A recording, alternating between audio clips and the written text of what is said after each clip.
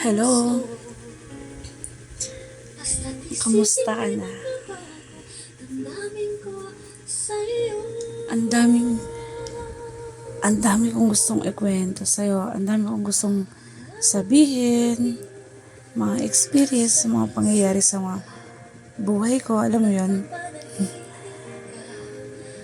Hindi ko alam, pero alam mo, ilang beses na naman kita napapanaginipan lately lang.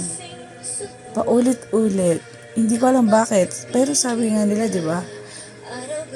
Psychology pack na once na napapanaginipan mo yung tao or yung isang bagay or what, ano daw, possible na iniisip ka rin niya. Pero hindi ko naman din, ayoko naman isipin na ganon, na iniisip mo rin ako. Pero for sure ako na hindi.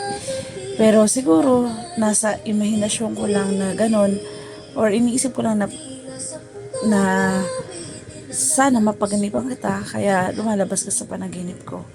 Pero salamat na din kasi kahit pa paano yung panaginip ko, parang totoo.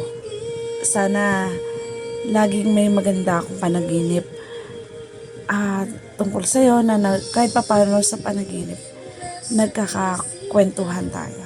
Yun lang. Kamusta ka na? And belated happy birthday. Ngayon lang din ako nakapagbati sa'yo.